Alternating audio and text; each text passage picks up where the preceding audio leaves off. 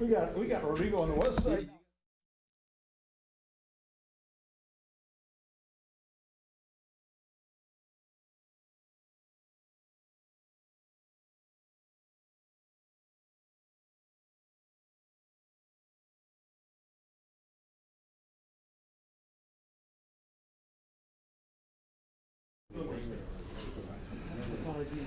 Get two.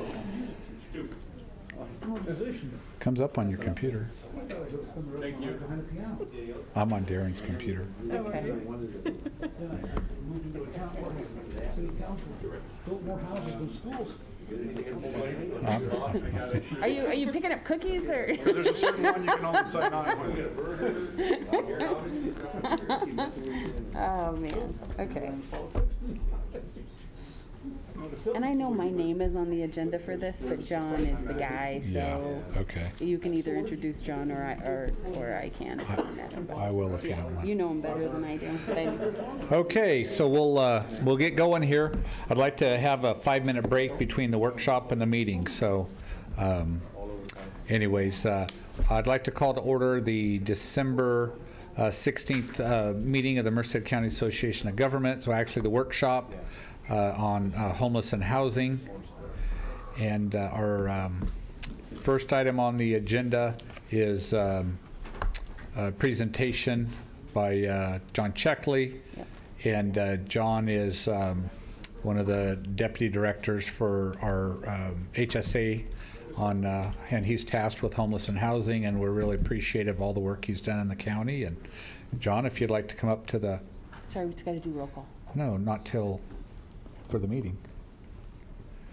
No, Do we have to do the roll call now? Or Roll at the call. meeting? Public comment. Oh, I gotcha. Yeah, Okay, sorry. sorry, John. All right, so would you please call the roll? Joy? Director Aguilar, Director Kale, Director Espinoza, Present. Director Faria, Here. Director Hogue, Director McDaniel, Director Nagy, Here.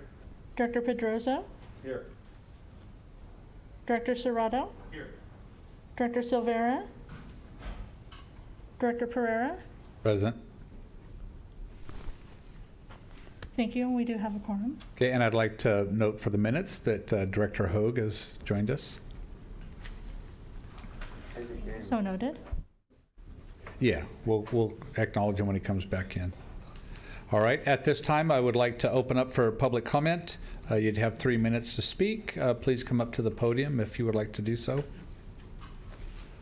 Seeing none, I'll close public comment, and now we move on to item 3, which is our discussion on regional homeless and housing.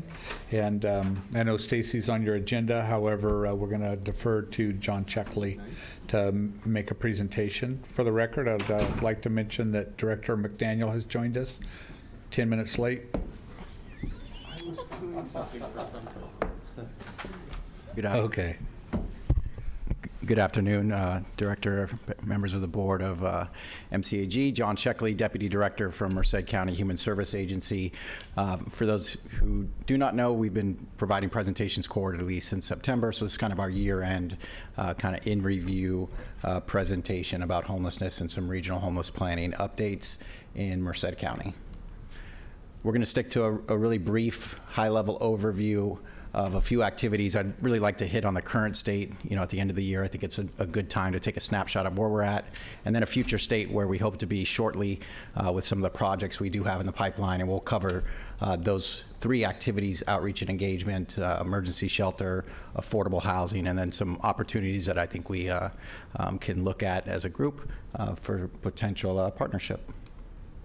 So the current state of outreach, engagement, and assessment, we try to keep everything simple here in the homeless world, so we've really broken it down into 4 activities. This is the preliminary activity, the initial activity, which is to have folks in encampments, on the streets, in public spaces, in an effort to identify who's out there, engage with those folks, and conduct assessments. That's primarily conducted since 2018 when we opened the New Direction Outreach and Engagement Center.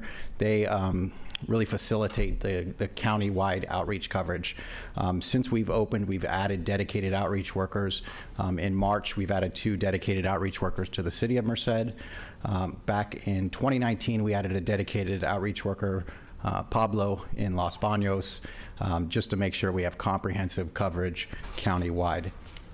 They also act as an access point, so that's a point where folks can come in, get a standardized assessment, access services, get referrals for services. Recently, we participated and we just ended 3 days. Today was the 3rd day of the governor's 100-day challenge around encampments in Los Baños. So we're targeting Los Baños for the governor's 100-day challenge. We've set some preliminary goals to permanently house 20 folks. So the purpose behind the governor's challenge was, hey, if you focus on a specific area, if you focus on a specific population group, we prioritize folks who are 50 or older, what can you get done? And we set the audacious goal of housing 20 people who are currently residing in Los Baños who are literally homeless. And just to put that in context, over the last 2 months, we've housed 2 people from the city of Los Baños. So I think that's a pretty audacious goal to try to do that by a factor of 10 over the next 100 days. That challenge will start on January 4th. It's got broad support. We have a representative from the Assembly Member's Office as a participant in there. We've also got the Chief of Police, Gary Breezy. We've got Pastor Hammond from Bethel Community Church, a lot of good representation in Los Baños. We're excited about setting that goal, and we're excited about the support and kind of the spotlight that can bring on our efforts. And then lastly, our outreach was bolstered fairly recently with the addition of a BHRS mental health worker with the Merced PD disruptive error response team. So a multidisciplinary team approach. Not only are we trying to manage our public spaces with enforcement, but we're also pairing that enforcement with services. So they're working side by side. That actually resulted in at least one very high-profile individual, and I know it's been more than one, but one very high-profile individual being placed into Marie Green. From there, he was placed into some emergency shelter, and from that emergency shelter, we were able to permanently house him.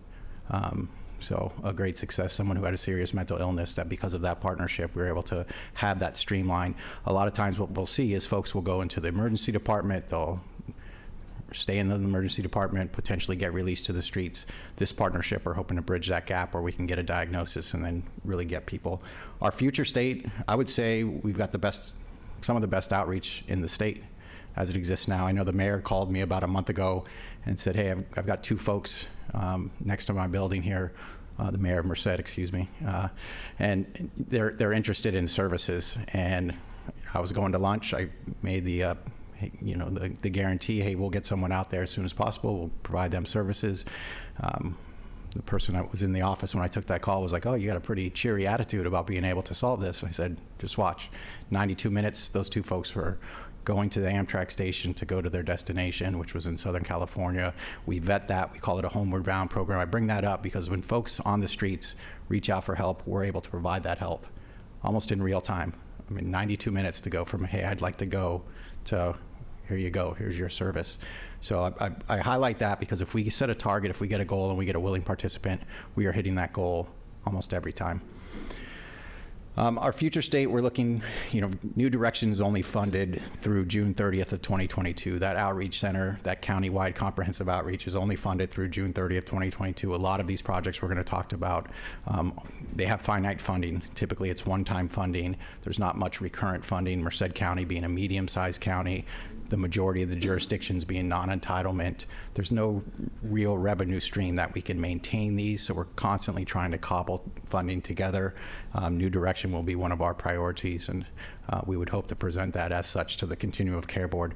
That project was funded initially by Merced County, and in July 1st of 2021, shifted over to Continuum of Care funding. So the county really wanted to highlight what happens if we pilot. We received some one-time funding. Let's pilot this. Let's see what happens. And that pilot was so successful that the Continuum Care Board took that on.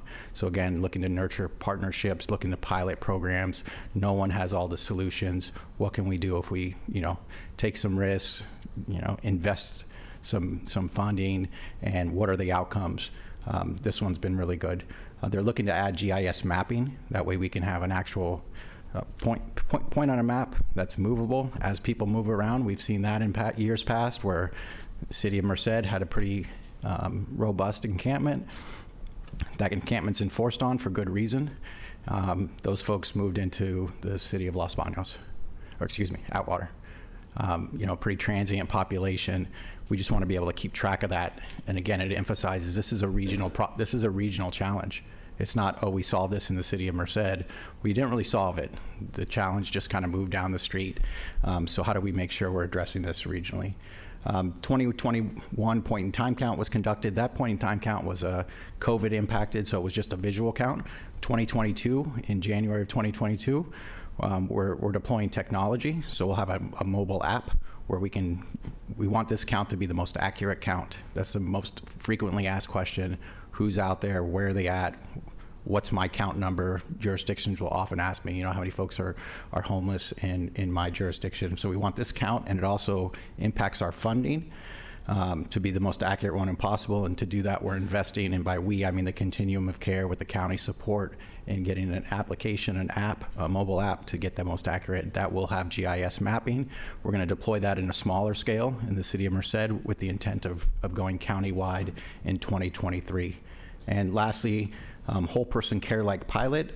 The county is going to expand that partnership with DART. We're going to embed, this will probably happen July 1st of 2022, an APS worker, adult protective service worker with the DART team, with the behavioral health team. They'll be able to provide some interim housing solutions, more of a service provider than a diagnosis. They're actually going to be providing services not to adults only, or adult protective service clients only, but that'll be across the whole spectrum of individuals experiencing homelessness. So again, a multidisciplinary approach, mindful that law enforcement has a place in public space management, but also mindful of the fact that we want to pair law enforcement with supportive services and be more comprehensive in our approach.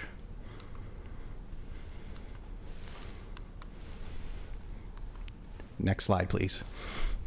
The second component is emergency shelter.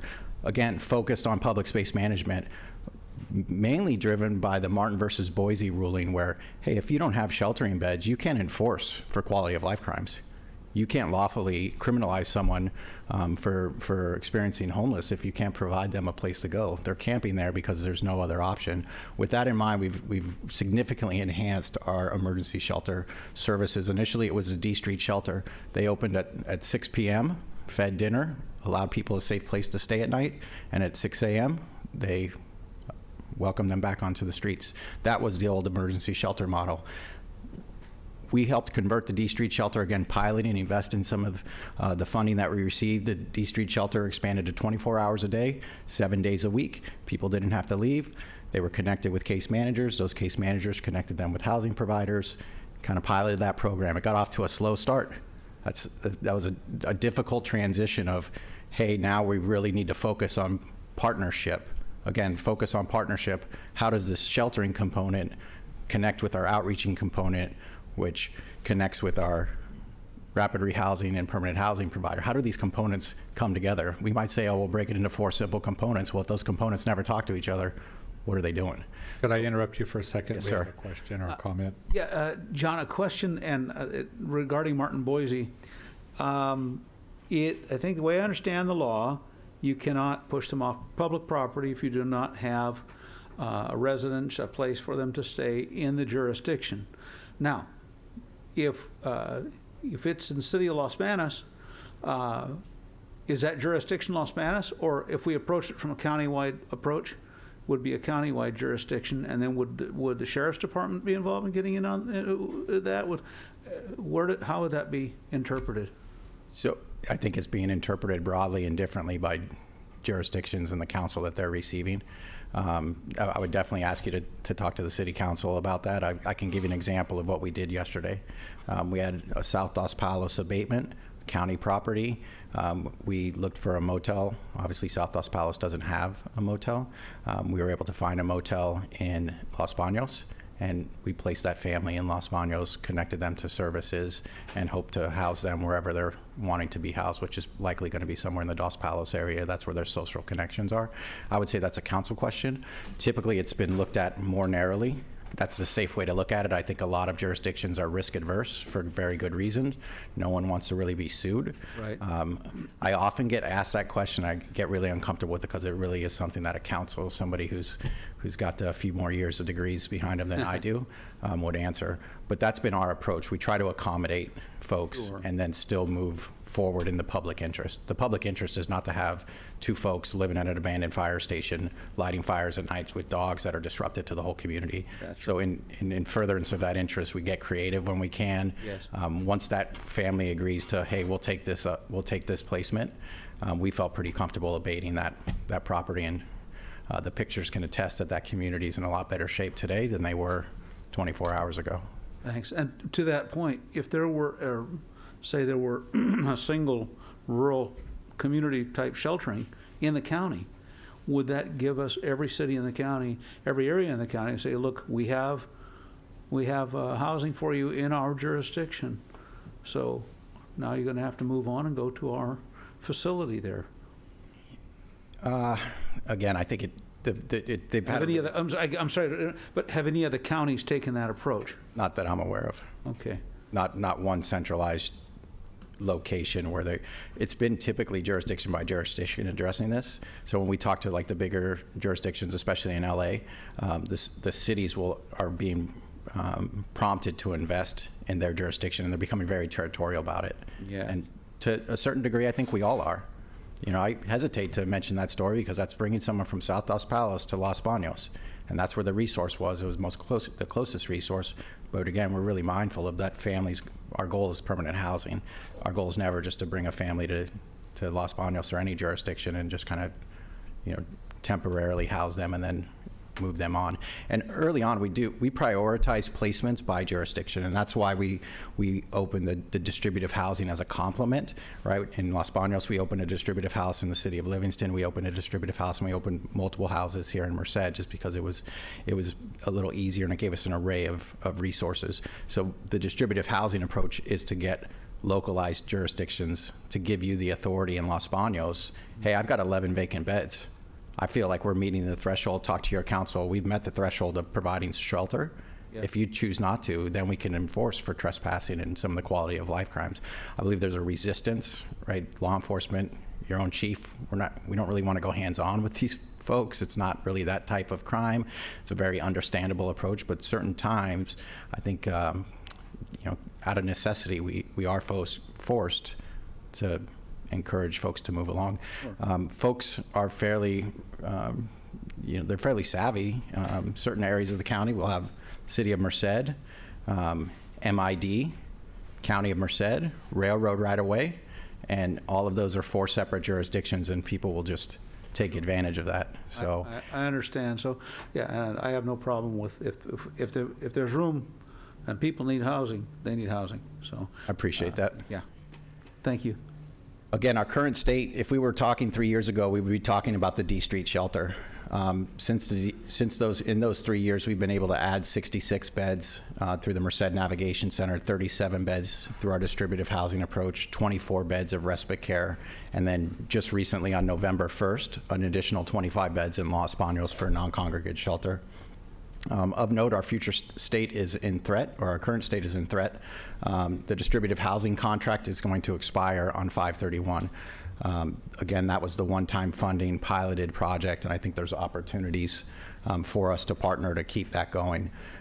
Same thing, current state in threat here with the Los Banos non-congregate shelter. That contract is set to expire on 6/30, but based on spend down, these are hugely expensive projects, $200,000 a month to provide 25 motel rooms for about 30 folks. That contract is set to expire on June 30th. We have reached out to the state Housing and Community Development and requested $2.4 additional million to sustain these projects through September. We're gonna continue to advocate at the state level for additional resources to maintain the projects that we have. But again, that's a constant battle.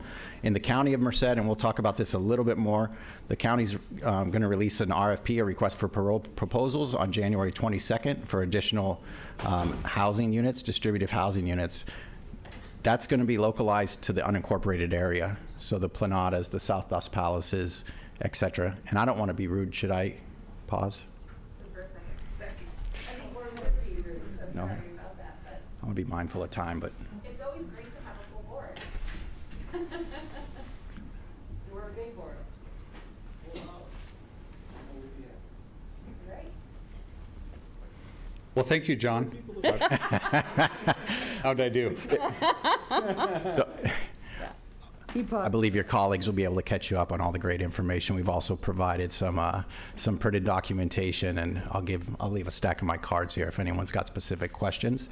But just to continue on, we've really broken this down into a few different lines of effort. One of them being outreach, which is comprehensive countywide. One of them being emergency shelter in order to help us get people into safe, stable, at least interim housing when we work on permanent housing. And I think probably most excited, at least for me, who's been working on this challenge for the last few years, is that the improvements in affordable housing. And I would expand that. And I know a certain city manager one time when I said, we need homeless housing, she said, well, there's two types of housing, affordable and market rate. So I don't know what homeless housing is, John. Well, I think we're starting to find out housing that's designed, that's set aside, that's prioritized for folks who are experiencing homelessness. Our current state is we use a lot of vouchers. You can see them up there. There's more than 200 vouchers that we have. We use those. They're tenant-based vouchers, so we're constantly advocating for the person who's got $500 in income, a terrible credit history, and no recent rental. We're constantly advocating to get private property owners to allow us. What we're seeing in our future state, we've got homeless-specific projects. We're not going to have to lobby anymore. We're going to be able to place people in these projects. In January of this year, there'll be 10 beds added through the Merced Rescue Mission campus on Cone Avenue. That project is much broader than that. In the interest of time, I'll just focus on those 10 units of veteran housing. We have a by-name list of 30 veterans. 1/3 of our homeless veterans will be housed technically in one day. So we'll cut that down in 33%. The City of Merced child and be 119 units. What the City of Merced also did is carved out 30 units of permanent housing that is going to be for homeless clients. The City of Merced's working on a Home Key project, and I gave each of you a handout on what Home Key is, how you can apply for it, what you can apply for, the partnerships that are needed, et cetera. The City of Merced's looking at a couple projects. We're partnered with them, trying to help them out on the supportive service plan, trying to help them out with the operational plan. It's not easy. I don't want to paint a picture of any of this is super easy to do, but as you can see, we're making progress. And we're willing to help anyone who's interested, whether that's through connections to other partners, connections to developers, connections to the state, connection to some of our subject matter expertise, whatever it is. So that's up to 114 beds, 90 units in one, 24 units in another. Those other 24 units targeting veterans. That could end veteran homelessness in Merced County in literally one more project. And the City of Merced and it's pretty exciting. Anyway, County of Merced, we're also applying for No Place Like Home. We applied last year, we didn't get it. We're applying again this year, and we think we have a really good chance, and that's in partnership with the City of Merced. They're responsible for the zoning. Like Scott McBride said, the city doesn't have a bunch of people with hammers and nails and construction stuff. You need to partner, and you need to find a developer. We found a developer. They've got a very viable project that's 65 more beds, targeting folks who are homeless, half of those for people with serious mental illness. I've heard from many of you, that's the scourge of your community. 3 or 4 folks who are suffering from serious mental illness that we can't get conserved because that threshold's too high. Well, we don't want to conserve them. Let's put them in a home. Let's connect them to services. This is going to allow us to do that. That could be 200 units, primarily in the City of Merced, where at last count we had 188 unsheltered individuals. So I paint this future, none of these are guarantees yet.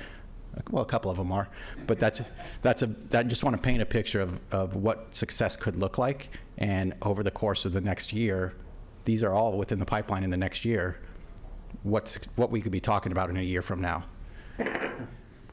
Lastly, just I think maybe most importantly, what are opportunities? Our current state, we have monthly regional planning meetings led by Assemblymember Adam Gray. Several folks in this room participated in them. The Continuum of Care is a partner there. I would love to paint a picture. This is partnership. That's what's needed. None of us can do this alone. Our quarterly MCAG updates, that's what you're receiving now. Whatever y'all want to hear, I'll try to put something together. I know we put this together a little late, but just whatever y'all want to hear. And I know Mayor Free, you had some questions, and Supervisor Pereira. That Home Key, PLHA pamphlet should answer the questions that you had. And then lastly, participate on the Continuum of Care Board. Again, a couple of y'all are already participating on the Continuum of Care Board. Just keep that participation up. I think our future state, I've heard talk of a housing consortium. There seems to be interest from certain jurisdictions, and what could a housing consortium look like? That's probably above my pay grade, to be honest, on what that looks like, what that cooperation is. Obviously going to involve a lot of conversations with everyone at the dais there. The permanent local housing allocation, we all receive some. We all receive funding. Dos Palos receives funding, Los Banos receives funding. We all get some funding there. The only two jurisdictions who have tapped into that I'm aware of are the City of Merced and the County of Merced.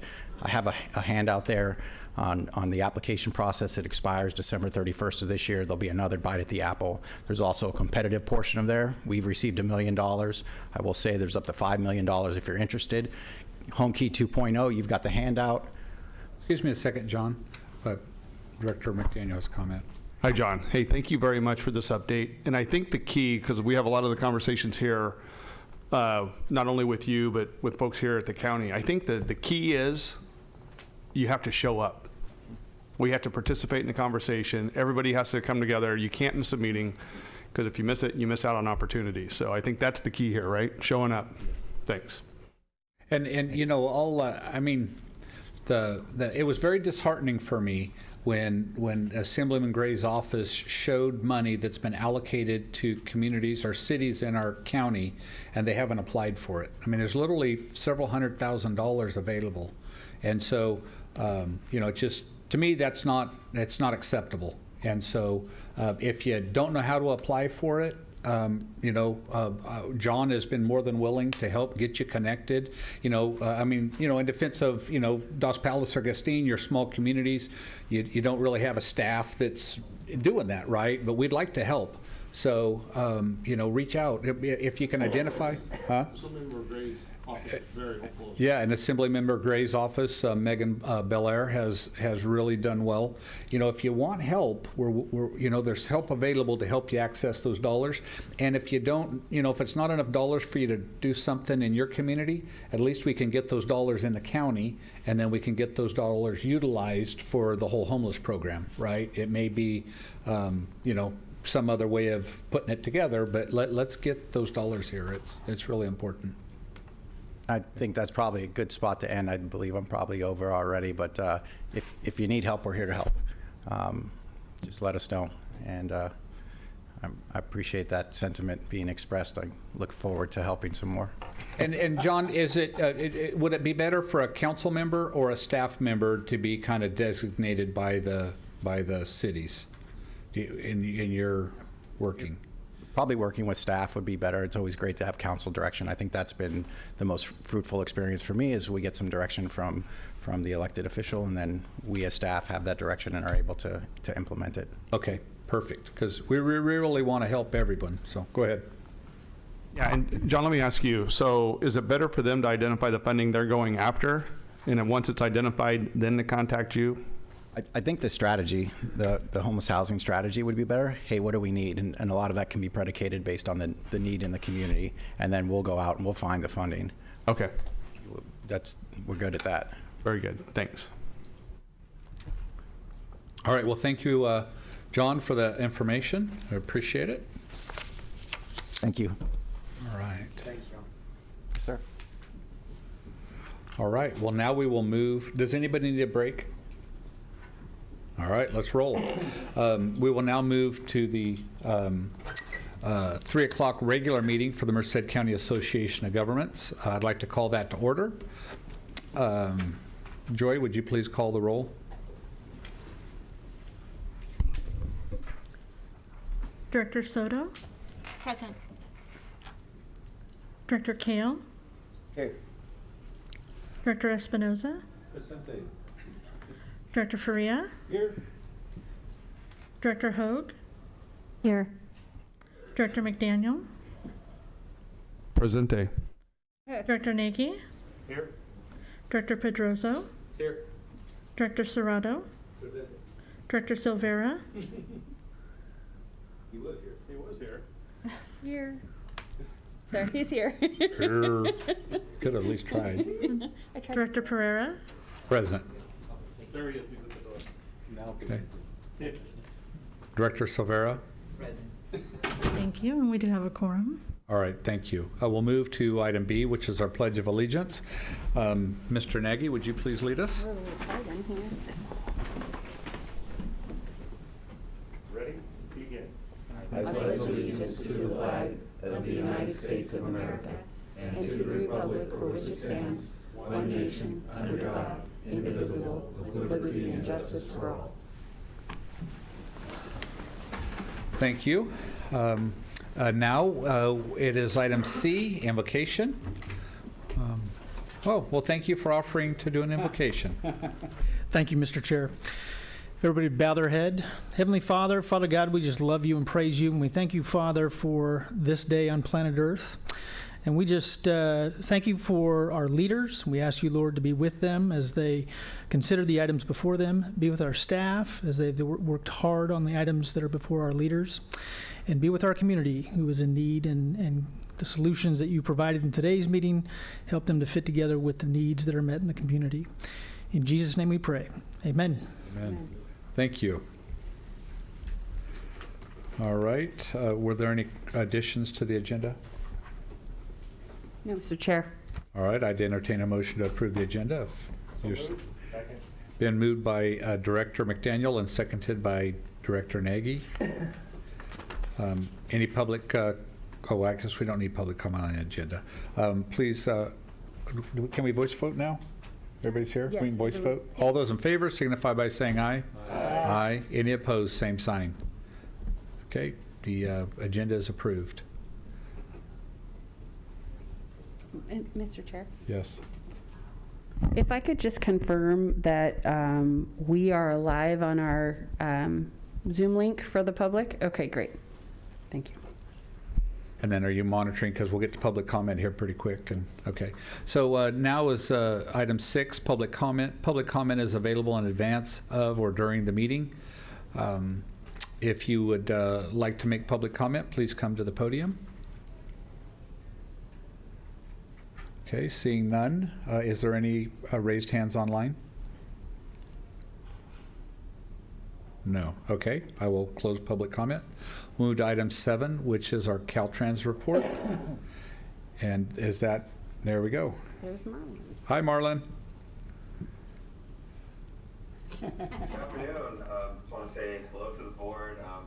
I apologize I could not make it there in person today. We had our District 10 holiday celebration, so my apologies. And I also want to share Dennis's regards to the board as well. And yes, again, thank you to the board, Mr. Director, Mr. Chair, Madam Director, and to the board. I do have a quick update, and I'd like to go ahead and get started. First thing I did want to mention is that I should say the California Transportation Commission, CTC, has recently allocated more than $495 million for projects recently in their last meeting as part of the SB1 funding. And part of this allocation of funding included a project in Merced County, which is a southbound Route 99 project in City of Livingston, and that received approximately $35.5 million.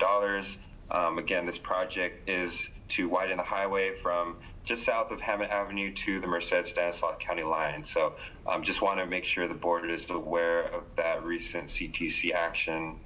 Also, recently on, I guess a couple days ago on the 10th, Caltrans, we just did a homeless encampment litter removal cleanup in the city of Merced, South Merced to be specific, near the intersection of Mission Avenue.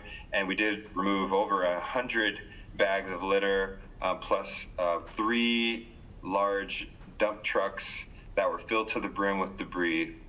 So this is something that we are paying close attention to, and we are planning to be out and about twice a month picking up litter on the weekends.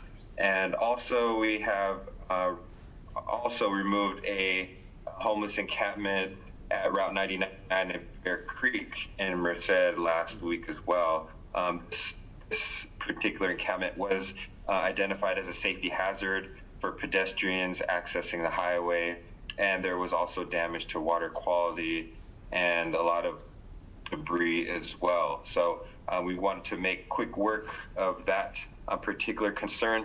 And we do want to highlight some accomplishments from earlier in the year at the 99 and G Street on-ramp as well.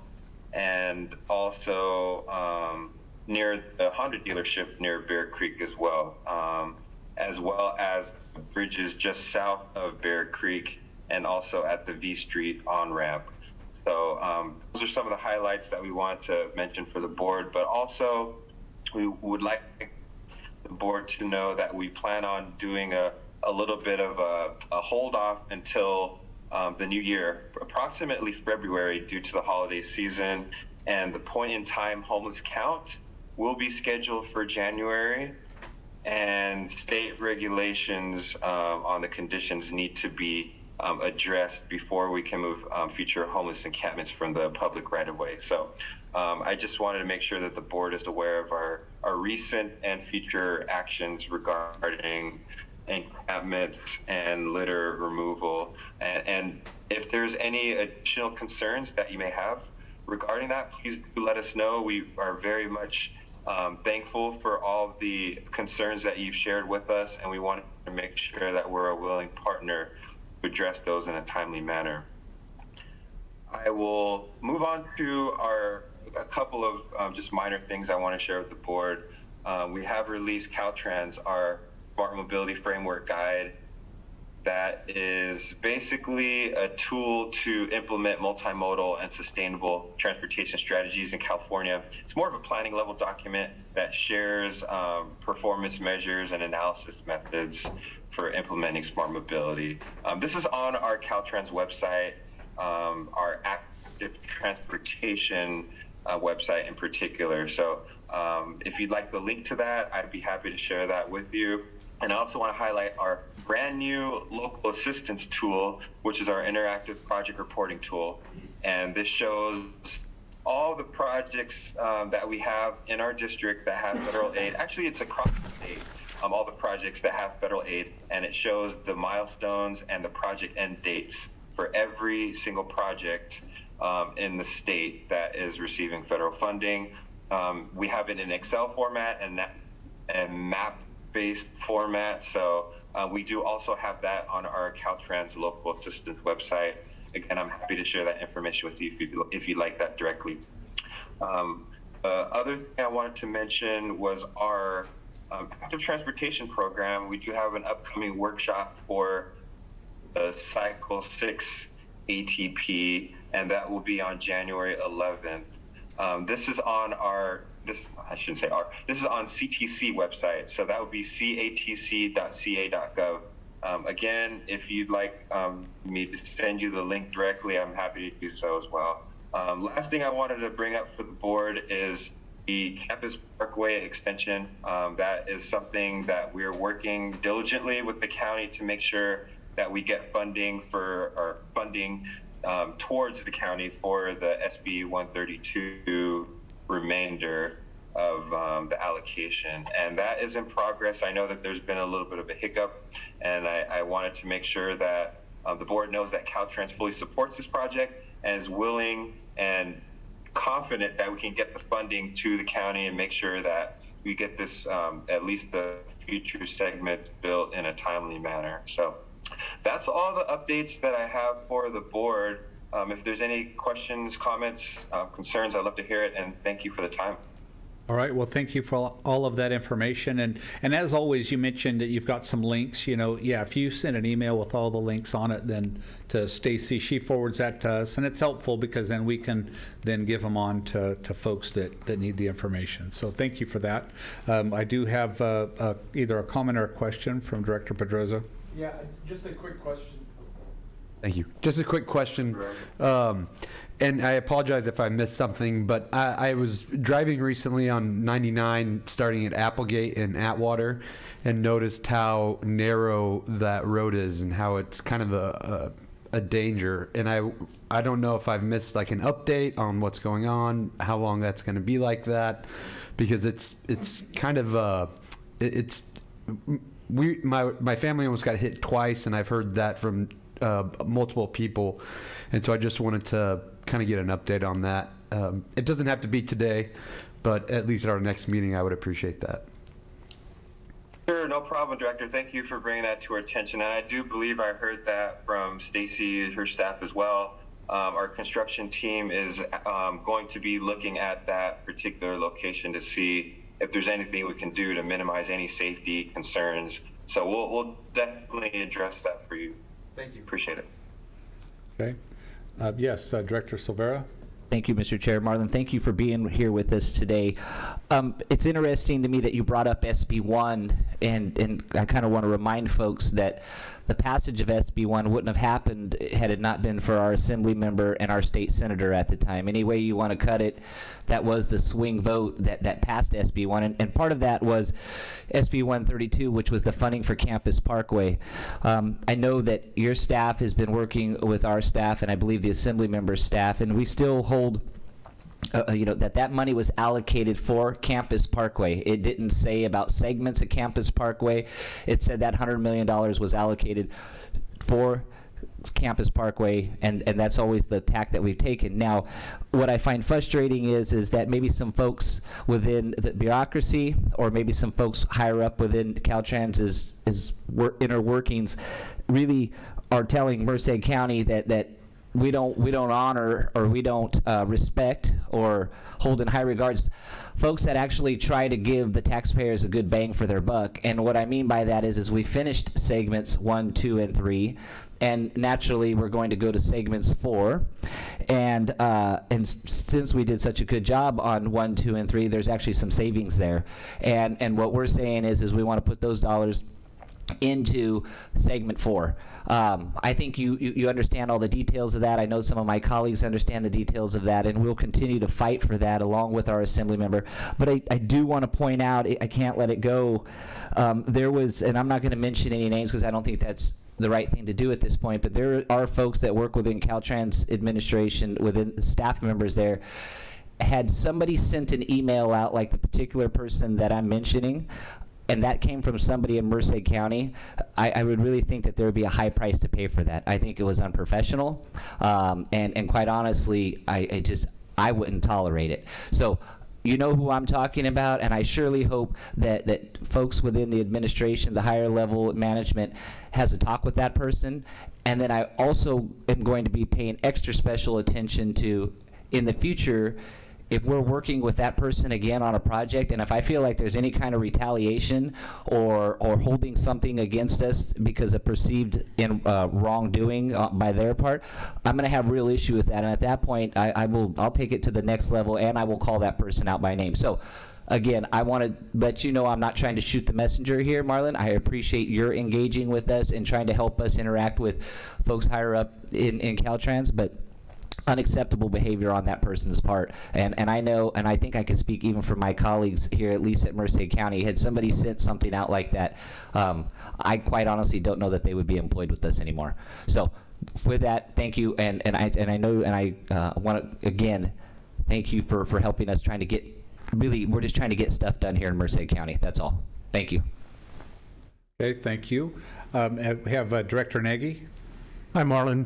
Director Nagy from Gustine. Just kind of rattling your cage again on the roundabout. We're still waiting on they're reviewing the contracts that you folks wrote in the first place, and they've had them for 2 months. And we thought we were going to be going out to bid in October, and now it's looking like maybe February, and it's a project that's been 12 years in the working. So I'd like to get it started before my 10 years gone. Thank you. All right. Okay. Well, it looks like that's it. Thank you for your time. We appreciate you being here, and thanks again. Thank you, directors. I appreciate the time and hope to address the concerns that you've noted today, and thank you for the time. Appreciate it. Sure. All right. That's his office. Oh, that's a really cool office. Yeah. Nice office, Marlon. All right, we'll move to item 8, which is the Citizens Advisory Committee report. Is Paul with us today? He's on. Oh, you're on Zoom. He's on Zoom. All right, awesome. Well, Paul, you are up, and we look forward to your report. I'm gonna hopefully get him up here. We didn't know he'd be joining us this way. Yeah, no worries. Well, that's not Paul. Anybody's middle name Paul? We're not even close. I'm just trying to kill time so we don't, you know. How you doing today, Matt? Good, doing well. How are you doing? All right, doing well, doing well. I see we have Dana Hertfelder in the house. Welcome, Dana. Jim Brown's in the house. Oh, look at that, Jim Brown. Wow. Hey, thanks for joining us. Hear me yet? Oh, are you there, Paul? Yes, I am. Can you hear me? Yes, sir. You sound loud and clear, and we're ready for your report. Okay. Well, I'm on the advisory committee with the Merced government, and I'm also on the San Joaquin Air Advisory on the Air Resources Board. Probably the biggest thing we've got going is we're in the process of acquiring electric buses, and of course providing a lot of transportation and improving the transportation and the access to transportation in Merced County. And that's about all I have to say. All right. Well, thank you for taking the time to join us and give us that update. Any questions of Paul? All right. Thank you. Okay, we'll move to item 9. These are informational items included in our presentation today. We have item A. Of course, this is information only. Any questions? No? All right. We'll move to item B, JTPA monthly update.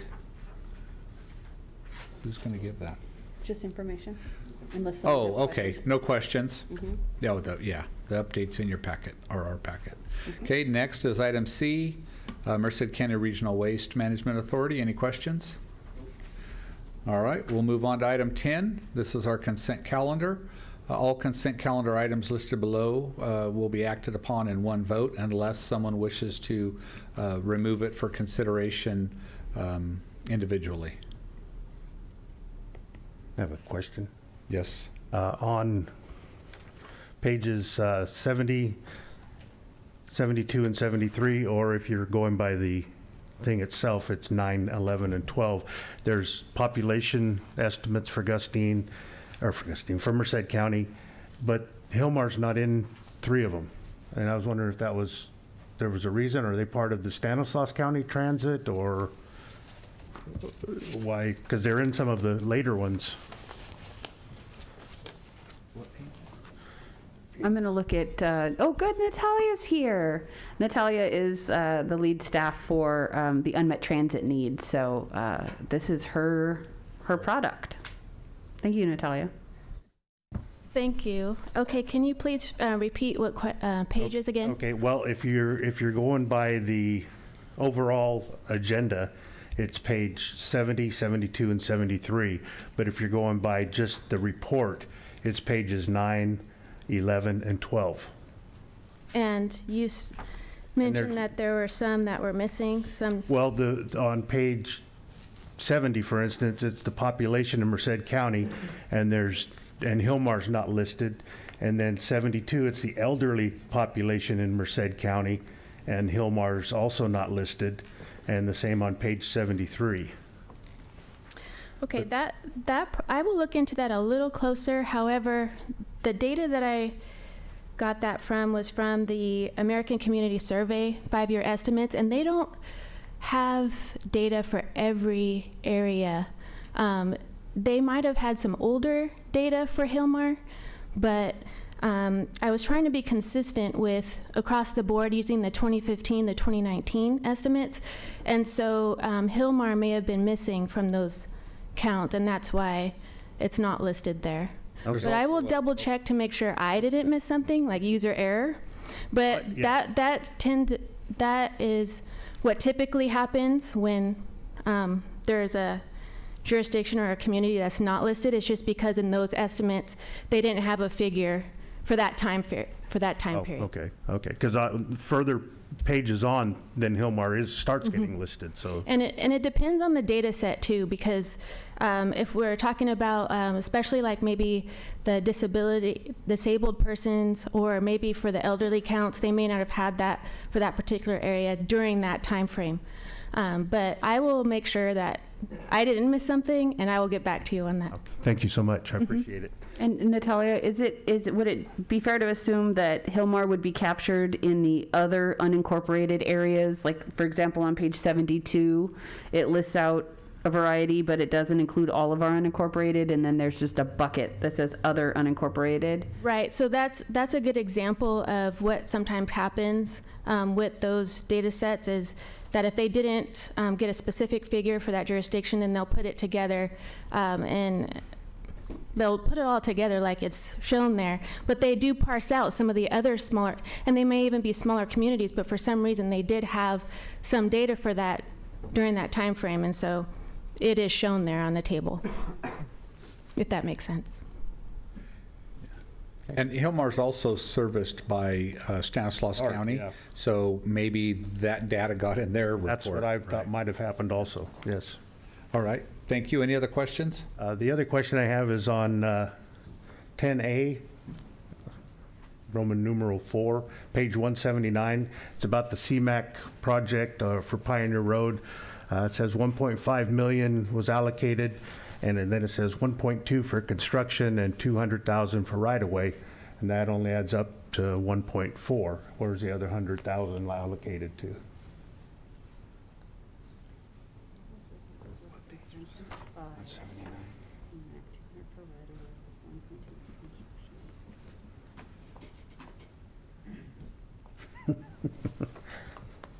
You're asking me? No. I will have to confirm that. Ty is not here. Ty is our CMAC guru. But I will ask him where it's accounted for, and if the error is in, the 1.5 is solid. So I think it's the parenthetical breakdown that is lacking that extra. So I'll get that clarification and send it out. Thank you so much. Okay, any other questions? All right, then we'll move on to item 11, which are our action items. Item A is contract authorization. Oh. I'm going to back up to item 10. Now that all your questions are answered, what do you say we approve this thing? I'll second. Okay, been moved by Director Nagy and seconded by Director McDaniel. Is there any public comment at this time? Seeing none in the House, is there any online? No raised hands. Thank you. I'll close public comment. All those in favor signify by saying aye. Aye. Aye. Any opposed, same sign. Motion carries unanimously. What do you say we move on to item 11 now? Oh, okay. All right. Okay, so item 11A is contract authorization for SB 743 VMT implementation plan in an amount not to exceed $109,230. I'll turn it over to Ms. Guzman. Thank you, Mr. Chair. This contract authorization, this is a really unique plan that we are preparing to begin, and it's unique because it's under the SB 743, which is a new law that shifts the impacts of projects in measuring them from GHG to VMT, so vehicle miles traveled. So there'll be a new set of tools and analysis that's required at jurisdictional level for project-specific impacts to VMT. So we're bringing on a consultant, or this item requests that we're bringing on a consultant to basically set our county up and all of our jurisdictions up with the tools and the thresholds and the measurements and the mitigation strategies and everything that goes along with complying under 743.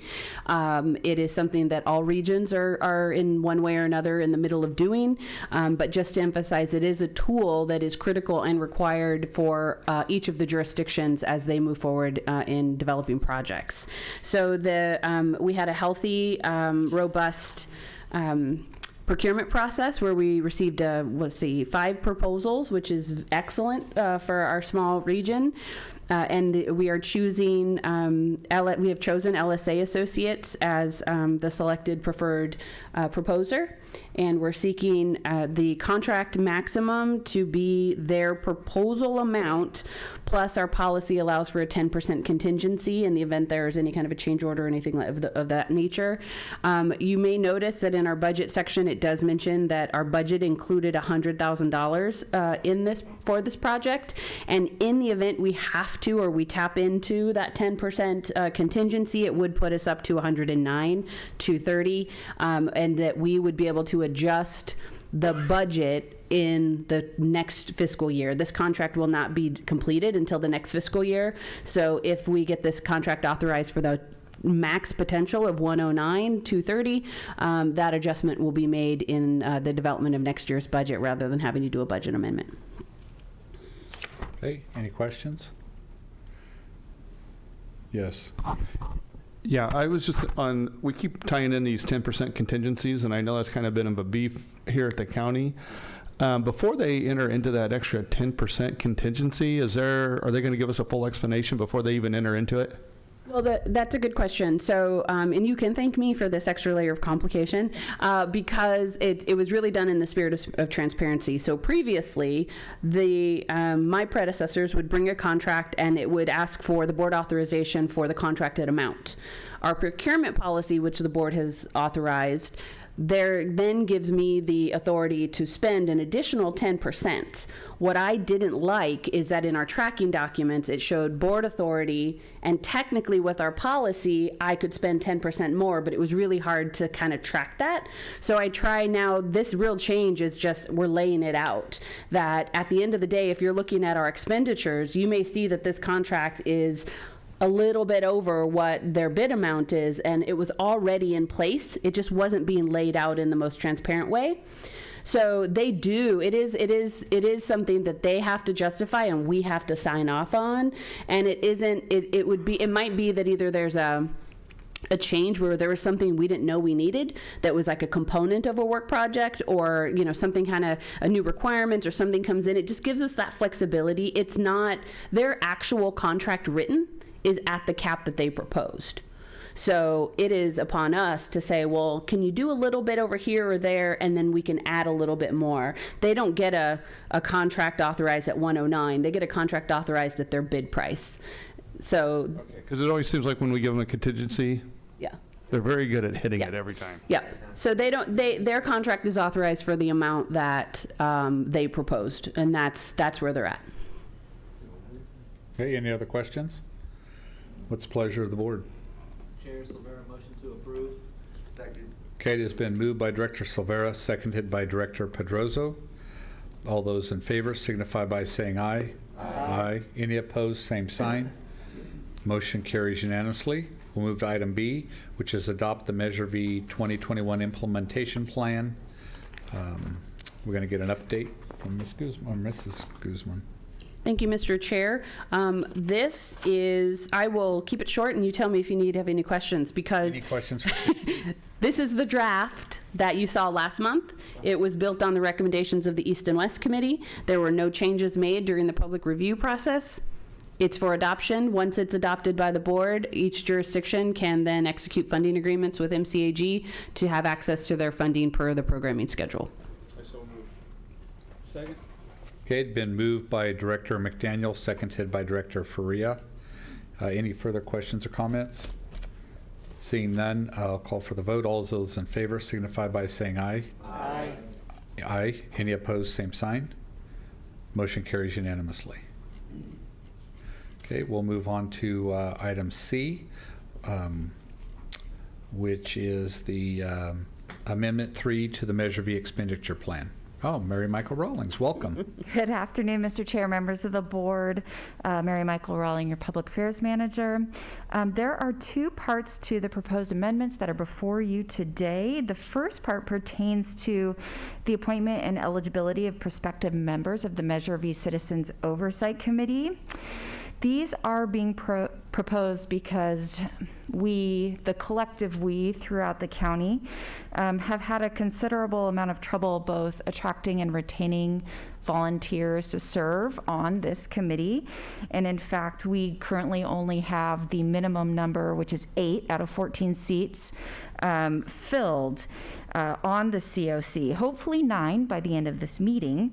But we think as staff, we've done what we can up until this point within our powers to kind of help the process improve, but we are here today with a set of amendments which are in your packet today to try to help just give us a little bit more ability to do that based on the challenges we've encountered in the past with recruiting these volunteers. I won't go through every single one of them unless you have questions, but the second kind of category of amendment that we're proposing actually came as a recommendation out of a discussion from the TRB meeting this month when we brought these to them, and they had no issues with these.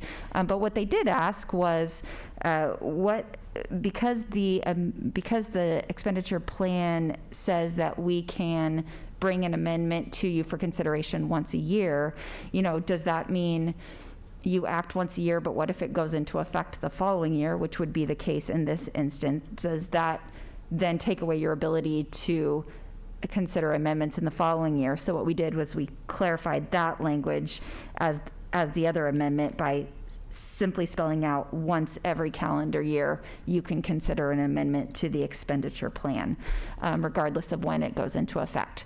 So per the expenditure plan, if you adopt these amendments today, it will go into effect 45 days after today, which is January 29th, I believe. So I will stop there unless anyone has any specific questions about the proposals we're making today. Looks like you got no questions. What is the pleasure of the board? Okay. Second. Okay, it's been moved by Director Nagy and seconded by Director Pedroza. Any further discussion? Seeing none, all those in favor signify by saying aye. Aye. Aye. Any opposed, the same sign. Motion carries unanimously. All right, we'll move to item D, which is approve Measure V Citizen Oversight Committee appointment for the ethnic group representative, Mary Michael Rawling. Thank you again, Mr. Chair. Well, this item is made much easier by the action you just took. We normally put these types of items on consent, but we had a number of candidates apply for this one vacancy, which was a surprise to us. All of a sudden, we had this influx for this one category of folks, but also because the candidate that staff is recommending would have been ineligible without the amendment that you just passed because, and this is not the first time this has happened, she sits as an elected representative on a sanitation district and would have been ineligible. But because of her immense experience within the communities of Merced County, staff is recommending Ms. Allison for the COC representative of an ethnic community group. So that is our recommendation, but is at the pleasure of the board. Any number of the candidates of the 4 are eligible. Okay, thank you. I actually spoke to Mrs. Allison yesterday at length, and definitely her experience in our community is strong, and her desire to serve is strong. And so, anyways, it seems like you did a good job of picking the right candidate, and what's the pleasure of the board? I'll move to approve being placed on the board. Okay. Second. Been moved by Director McDaniel and seconded by Director Silvera. Any further discussion? Okay, call for the vote. All those in favor signify by saying aye. Aye. Aye. Any opposed, same sign. Motion carries unanimously. We'll move to item E, which is authorization to execute staffing service agreements. Stacy. Thank you, Mr. Chair. This is a little unusual of an item. It's not something that we've done before or maybe in this process, but as you know, we have recently received the resignation of our Deputy Director for Planning right at a time where we are either starting, just underway, or preparing to begin some of the biggest transportation planning programs and functions that we do as an agency. The one that is why we exist is our RTP SES, and we have our 2022 RTP SES process underway with the SES, the Sustainable Community Strategies, which if we do not get an approval on that plan from the Air Resources Board, our entire region and all of its jurisdictions are ineligible for many SB1 competitive programs. So it's critical that we get that done. Part of that strategy to get our CARB approval for our upcoming plan also involves the development of a single county traffic demand model. We also have the 743 BMT study that you all just authorized, as well as our RHNA, the Regional Housing Needs Assessment and Allocation. We have a methodology there that is critical to the jurisdictions, especially those that are going through general plan updates and needing to update our housing element. So as you know, there's a lot, and a lot of these new things are requiring an expertise that we currently don't have in-house. What the solution that I'm pursuing here is I've contacted and been working with my colleagues, the other COG directors in the San Joaquin Valley, many of which approached me first. We have an excellent working relationship. Some of them are, one in particular is TCAG. They are further along, and they're a larger agency, and they have essentially, the executive director, Ted Smalley, has essentially offered his staff to assist us while we go through this transition, because we really cannot skip a beat. We have consultants on board, but when you don't have the technical in-house knowledge, knowing if the consultants are doing their job and doing them well and doing them on time, and if there are any kind of linkages, that's where this is going to be critical. So what I'm proposing is somewhat of a blanket authority. It's a fine line between what's already within my authority in the staffing component of my job, but because the amounts of these interagency agreements would exceed my budget authority, I felt this was just the best way to go forward in getting board approval to do this. So the idea is to allow me to use the remainder of my staff budget, which is vacant right now with the departure of our deputy planning director and another vacancy.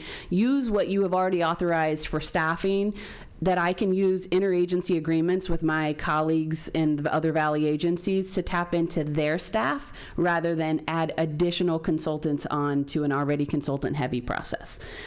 We have excellent staff. Our consultants are very familiar with both our team, but also the team at TCAG that would be helping us, and the agreements would be rather simple. So that's the approach I'd like to take. It's very difficult to recruit and hire in the planning department. It's been a problem for the 8 years I've been with the agency, so I needed a longer term strategy than just, hey everybody, let's just pitch in and try to limp along until we can get this position filled. It could be, we could be filling this position empty for the better part of a year pretty easily.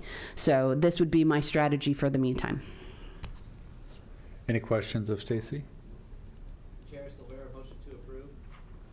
Okay. Has been moved by Director Silvera, seconded by Director Pedroza. No, let's see. Can we trust Ted on this? Yeah. I'm going to tell me said that. Who wants? Yeah, right. Okay, so back on track. All those in favor signify by saying aye. Aye. Any opposed, same sign. Motion carries unanimously. We'll move to item F, which is a proposed agenda item for consideration, developing a regional grant writing service. Thank you, Mr. Chair. This is an item on the agenda based on our agenda policy, which says that if a director has an item that they'd like to have discussed, that we'd put it on the next agenda. So I will hand it over to Director Faria. He had mentioned to me he had asked if MCAG had regional grant writing positions, which is something that we have had in the past that predate, before I came on board. So when he had suggested or asked about the question, I suggested this would be the best way to have that discussion. So I'll turn it over to Director Faria. Thanks. Simply, when we've had our meetings with both Assemblymember Gray's office and with Congressman Costa's staff, they're all saying the same thing. There's a bunch of money out there, but there need to be grant writers that can write grants at a very high level, a skill level of that. And I said, well, we're trying to bring money to the region. is this something that MCAG would be interested in doing? And I'm not sure how many we would need or what, and the staff would research that. But I figured I'd bring it to the board, because if there's money out there that we're not getting, if any way we can do it, as we all know, in Merced County, revenue capture is always a challenge. And so that's why I brought it here today. And so that's essentially what it is in a nutshell, because I was recommended by the regional legislators that that's the way we get the money home.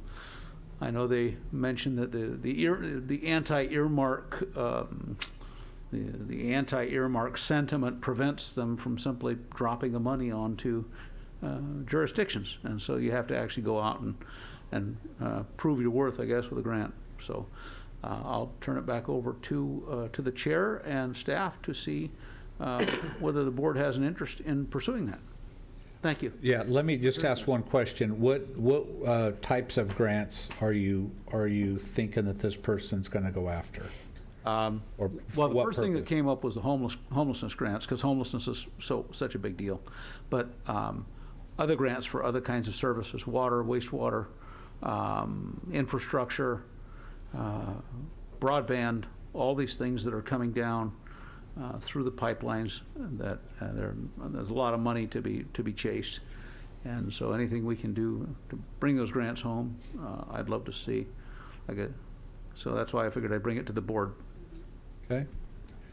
Any comments or questions? Yes, Director Pedroza.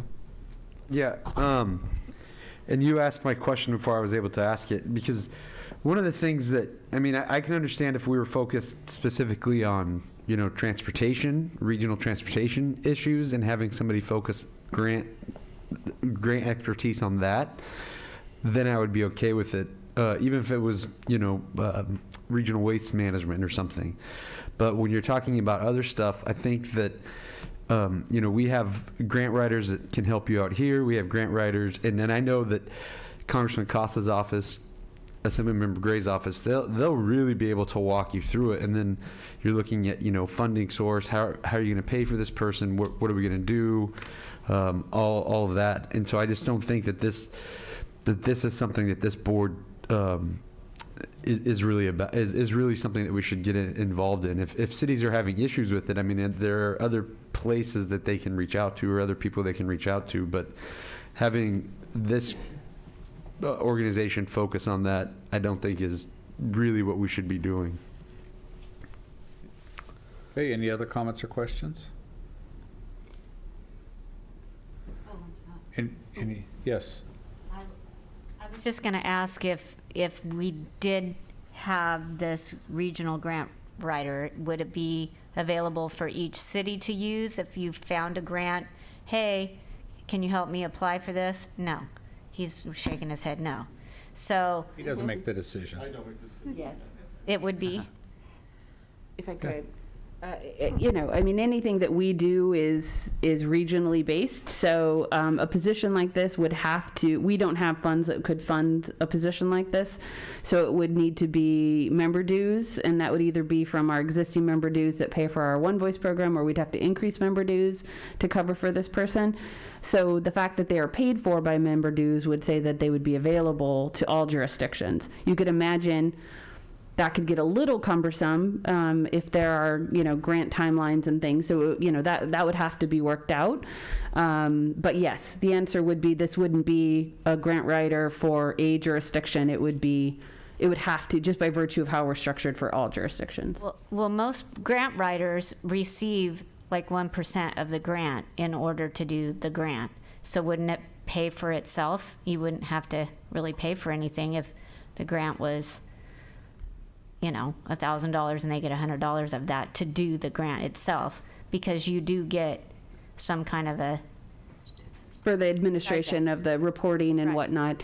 I think where the math for me would struggle is just our benefits. If it was an MCAG employee, I'm thinking out loud, and I don't even know if this would work, but something that could be considered is if we wanted to do it that way, where they were basically like, you have to get a commission, basically. You have to be successful to get paid to do like a third party, like a contract with a grant writer.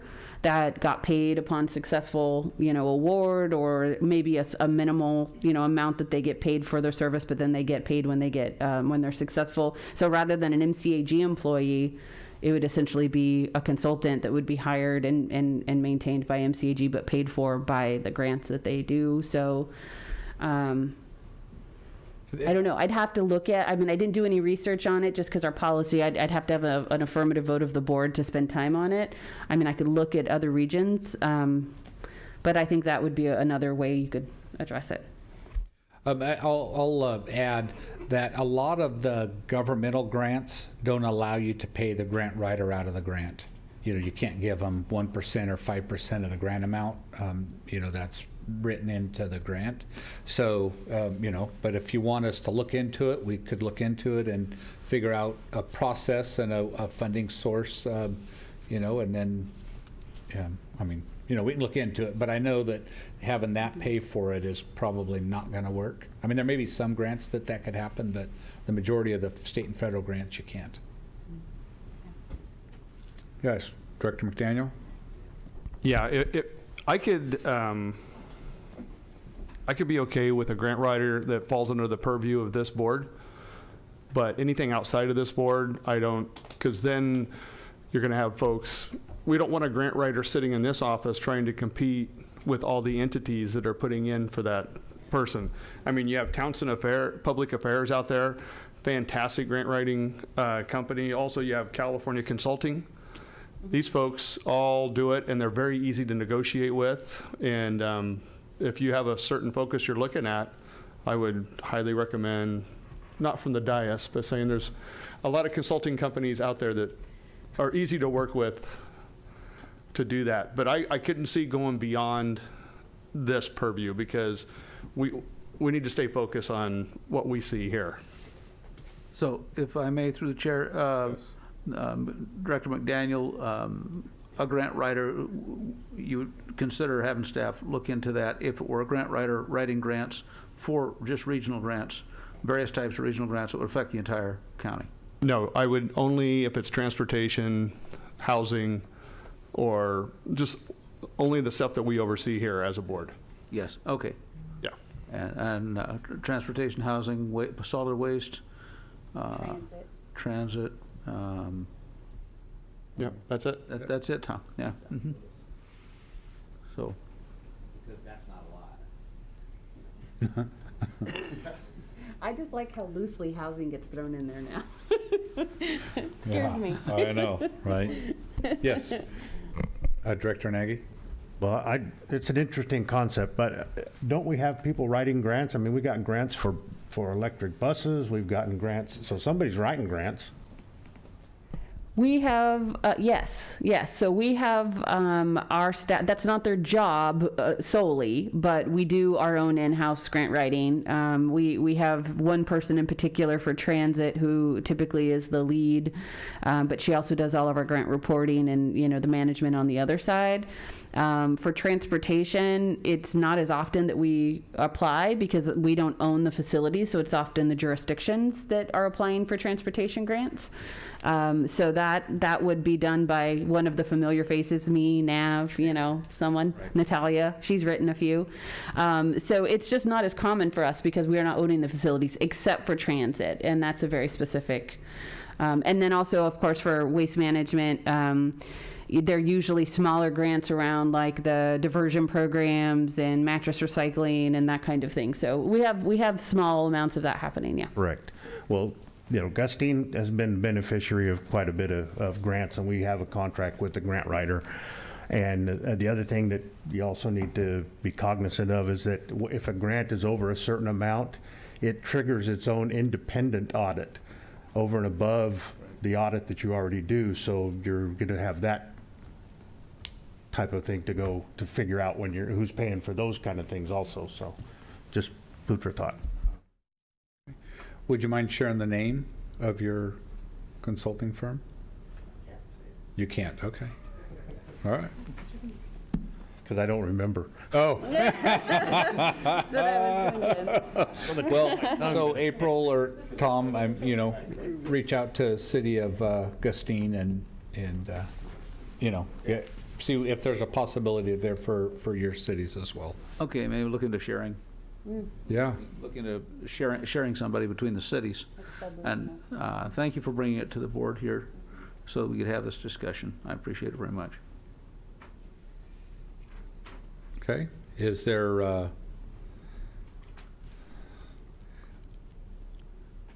I guess, is there a motion, or is it, are we just kind of a discussion item at this point? There's no need for an action unless there was a motion to direct staff to do any kind of research or follow-up. So in the absence of a motion for staff to continue to pursue it, there'd be no action required. All right, thank you. All right, so we will move on to, well, there's no discussion items. We'll move on to item, we're going to move on to the Joint Powers Authority for Merced County. We do have one action item, and that is to approve the Transit JPA Authority Safety Plan. Christine, welcome. Thank you, Mr. Chair. Good evening, board members.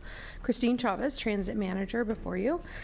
The item before you is the annual excuse me, the annual safety plan. This is a requirement by FTA, the Federal Transit Administration, that we create and the board adopt the plan. It basically spells out our safety goals and targets and incorporates our contractor, First Transit's safety goals, targets, and performance over the past year. So this is the third time that we will have approved this, if it's approved today, and this is a requirement for the grants that we receive. Okay. Any questions? Yes, Director Silvera. Yeah, I just wanted to point out that on average, we have 1.8 million vehicle revenue miles per year. Right? That's how I read it. VRMs are vehicle revenue miles.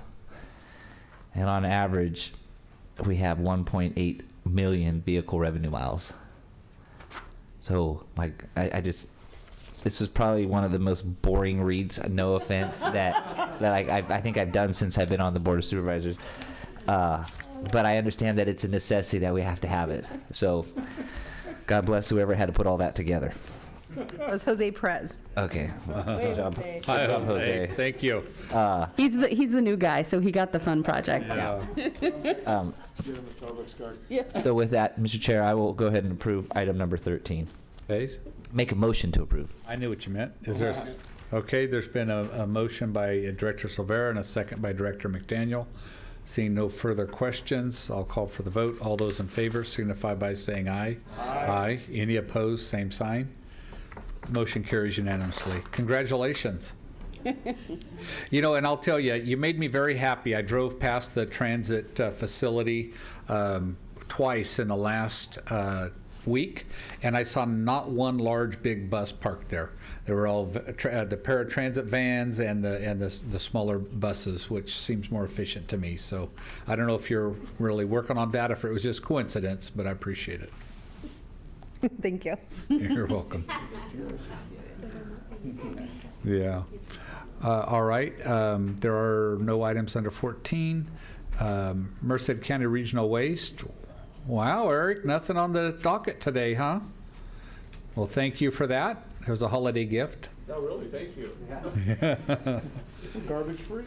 Okay, we will move to item 17. Well, you know, let's go back for just a second. You know, I drive past the 59 landfill, and, you know, we've asked the director to make some changes out there, and, you know, with the double lane exit scale, or double exit lane, and also expediting the ability to take recyclables in, you know, off to the side and not have to wait in the big long line. And I you know, since you've implemented that stuff, as I drive by, I see less lines, and hopefully, from my standpoint, hopefully that translates into less garbage being dumped on the sides of the road. So thank you for that. All right. Yeah, you're welcome. All right, we'll move to item 17, which is Executive Director's Report. I'm not going to give you the gift of no report. I'm sorry. I have things I have to mention. A couple of things. We are just flying. So thank you for approving the earlier item on the interagency services agreements for the additional staff. I also just want to thank you in advance for your patience as we go through this transition. Matt Fell had been with us for a very long time, more than 25 years. So we're really trying to not skip a beat in the transition, but there's a lot. So just thank you in advance for being patient with us. And if anything, any kind of, I think, a hyper awareness to anything you need from us, to please don't hesitate to call me if you're thinking, hey, I'm looking for this, or I haven't heard about X, Y, or Z. If you could be proactive in letting us know, because we don't always know what has been in the works. So I just ask that everyone be, really proactive in asking questions of us, asking for status updates of projects or anything that you're aware of, and we're doing our best to keep moving forward. Towards that end, we are launching the 2022 RTP SES.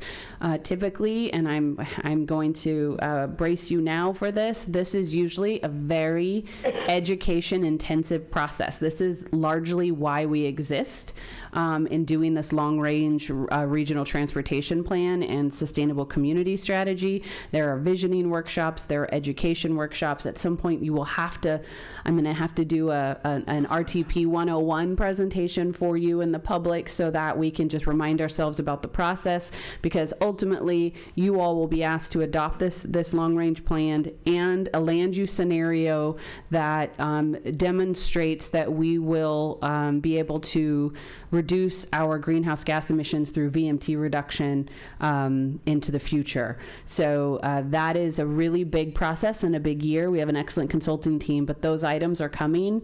So I'm just apologizing in advance, because it's going to require a couple presentations. Also, we are forming a steering committee for that group, and we are looking for a volunteer. This isn't on your agenda as an action item. I will bring it to the board in January. But if anyone is really interested in representing the board on the Regional Transportation Plan Sustainable Community Strategy Steering Committee, it's not required to have a governing board member, but it is encouraged, because you will ultimately, you get to see how the sausage is made. And that committee is really important, because it's not just our jurisdictional representation, but it's also going to be a large, it is really going to involve a lot of community-based organizations, advocacy groups, and such. So integrating early into the process is really helpful. So more to come on that. If you are interested, don't hesitate to give me a call, even over the holidays. Just give me a call. So that will be a topic for January. I mentioned the RHNA methodology, or the Regional Housing Needs Assessment. I just want to also point out that this is a critical component, because we get a determination of need of how many housing units our region needs to a certain point in the future, and the numbers, we had been told to expect more, and our number is about 40% higher than what it was in the last RHNA cycle, which means that each of your jurisdictions have to develop plans and zoning capacity to be able to potentially build out or have available that number of housing units. So what we do is develop a methodology that allocates that. Our number is a little over 22,000 housing units. We allocate that out through a methodology that you approve to each of your jurisdictions, and then that informs your actions at the local level for zoning and your general plan and your housing element and all of that. So that's a really big one that's coming, and a lot of houses. I won't mention VMT because I already mentioned it, and then I mentioned the staffing. I won't mention the buses, since Lloyd's really happy to see that we have smaller buses. We did get buses delivered yesterday. Were they our Proterra buses, Gillig? Gillig? Okay. But Mr. Chairman, you are right. As buses meet their useful life, we're really trying to be more direct about looking at whether or not what size is most appropriate. We can't make that change overnight because we want to eke every useful mile out of these buses before they get changed over.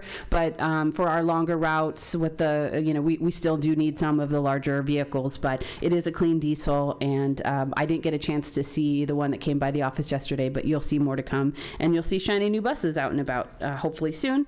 And then lastly, thank you, Nav, Director Nagy, the CMAC for Pioneer 1.5, the missing 100,000 was in the construction column. So construction wasn't 1.2 million, it was supposed to be 1.3 million and 200, so there's your 1.5.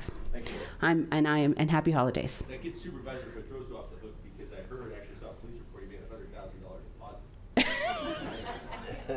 Shortly after the contract, after the staff report was amended. Oh, okay. Wow. And that criminal charge is already at the DA's office? Man. No, they don't move that fast.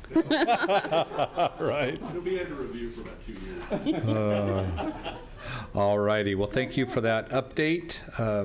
We'll move on to item 18, Director's Report. I'll start at my left with Director Serrato, and we'll come right around the corner. We'll start with Director Silvera, and then we'll go to Serrato, and then right around the corner. Serrato's got a mouthful of chocolate. Just a couple things. I want to commend this group. I'm going to tell you, I'm the guy that has said that MCAG meetings were like my dread of the third Thursday of every month. It was my least favorite meeting to go to. There was a lot of infighting, and I felt like most times it was for no good reason. So I just want to commend this group. I have the pleasure of sitting on both the East Side and the West Side projects committees. I think that the groups, we've gone through this a little bit. Everybody came to the table and had realistic expectations. Everybody went back and looked at their projects and said, yeah, we can tweak this here so that at the end of the day, we can get projects done. So I want to commend this group on that. It was a pleasure. I actually enjoy coming to my MCAG meetings now. The other thing is Stacy, I want to thank you. Just being proactive. We lost Matt for whatever the reason, but I know that I just appreciate your approach. Like, instead of sitting there and complaining about it, you're saying, hey, how are we going to get through this? Because we got a lot of stuff that's coming down the pipe. So I want to commend you, your staff. I just think overall, for as crazy as the last 18 months, 2 years have been with COVID, I feel like we're still moving the ball forward. We're still getting stuff done here. We're taking delivery of buses. I sit on YARTS, and we're doing some good stuff over there. Our transportation stuff. So again, and then I think, for me anyways, like our relationship with Caltrans, I feel like they're more engaged with us now, and I think that's a testament to you and your staff, because I know I call you with stuff and you're already front loading these things with Caltrans so that we're not having to tell them something for the first time and then we got to wait a whole month for an answer. And I know that things come up, but it's really nice that in his report, he's already answering some of the questions that we put out there. So again, just a great year. I think for all being considered, we've got some good stuff done. So thank you. I want to thank this board and thank all the staff for that. And I want to wish everybody a Merry Christmas and a Happy New Year. Thank you. First off, thanks Chair Hogue for this stock report. Oh, I figured it was just the DA. That $100,000. Make something go away. $100,000 bar. No, but special thanks to. Great to see Director Soto here for putting what she put Josh and I through last week at our charity basketball tournament. So there's a basketball event, and so a local dispensary donated about $15,000, and we had to the Boys and Girls Club, SWAG, and to the Hispanic Chamber as well. And so the three of us competed in a game of horse. And so Maria beforehand was telling me, I've never played basketball before, I've never touched a basketball, I don't even know what basketball is. All lies. So she comes out, she's all dressed, ready to go. She's bouncing the ball. She's got a game plan. And so she put Josh and I through hell for about the first hour, having us do we'd have to do a shot where we would do a cartwheel into the splits and then have to shoot a layup. Another time we had to run in place, do burpees, do all this other stuff. And so she was about to win. and then finally at the end. But for a while, she really had a great time just laughing at us, embarrassing us for an hour, just having a great time. So it was great fun. So I want to thank her and Josh for being great sports and making that a really nice night. And Darren was supposed to be there, but he got scared, I guess. So next time. Yeah, next time we do it, you got to be there. So that's it. Okay. Yep. Director Hogue? I just want to say that we have our toy giveaway this Saturday. So if you can make it to Doss Palace, it's going to be an all-day event. And I just want to wish everyone a Merry Christmas. It's been a really pleasurable year. And I can't believe how short the meetings have been. So that's been nice. Anyway, so just Merry Christmas. And I made handmade cards here for everyone. So there you go. Okay, thank you. Well, I just want to wish everybody happy holidays, and hopefully you guys enjoy and be careful if you're driving up north or south on Highway 99 close to Livingston, Atwater. Traffic is very unsafe, so a lot of accidents lately, especially with the rain. So, and I also don't want Director Silvera to get too comfortable. I'm coming to the west side, so. All right, Merry Christmas. I'm coming. Director Furia? Thank you. Yeah, I wanted to welcome Director Espinoza to the west side. And so it's very exciting there to have you there. For lunch, right? For lunch, you bet. We have a couple of nice restaurants. By the way, yes, by popular demand, the city-county dinner will be at Wool Growers in January. And so you can start starving now to prepare. I want to thank the board for entertaining the idea, and we passed around some ideas here on that grant writing idea. Also, in an agricultural community, as soon as I read about this, I called Supervisor Silvera, and of course he already knew. And that's the combustion-free electrical power being produced from methane from cow manure. And I didn't realize they have main lines in Turlock already. So agriculture is always on the. I grew up in a family. My mother's family, dairymen. My dad's family were tradesmen and truckers, and so and I'm a technology buff. So when I read about this, I said, "This is great for us. It's great for our valley because it's also great PR for us. Because look, agriculture is out there. We're out there on the front end. That's our biggest industry, and it's just." People say, oh, you need high-tech jobs. There's nothing more high-tech than agriculture, and when you get into this kind of stuff. So I was very pleased to see that. I'm very excited about that. Once again, looking forward to having everybody in Los Banos in January. And I want to wish everyone a Merry Christmas, Happy New Year, all a wonderful holiday time. In Portuguese, we've been saying Boas Festas for years, which means have good celebrations. So thanks again. Director Kale? Well, I want to say a lot, but Director Silvera said it all. He really did say exactly what I wanted to say. The staff has done an amazing job. This board has done an amazing job. I came here about a little over a year ago, and it was grueling. But the prep I got was even more grueling, so I thought bad of this group. And I want to say this whole year has changed my whole attitude toward this. I appreciate everybody. Have a great, Happy New Year, a wonderful Christmas, because after the new year, we're going to have another fantastic year with this board. And thank you all for including me and actually talking to me about some of these things. Thank you, I appreciate it. Okay. Maria, did you have Director Soto? Well, thank you. It's been a pleasure. This is my There's a first. bottom right button. It's green? Oh, get a little closer then. So it's been a pleasure. This is my very first time time I've usually sat in the office, so thank you for inviting me up to sit amongst you. This has been great. Thank you. The attitude up here, the whole vibe. I'm glad I wasn't a part of what you're all talking about, but today's been a pleasure.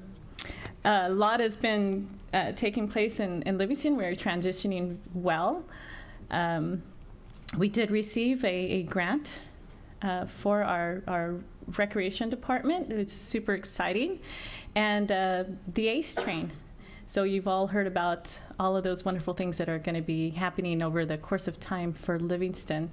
So with that, and Mayor Aguilar has sent his regards, but you have me today. Thank you, Mayor Serrato and Supervisor, for last week. That was definitely a pleasure. And again, city actually won against county, right? We did. It was city versus county. You took it.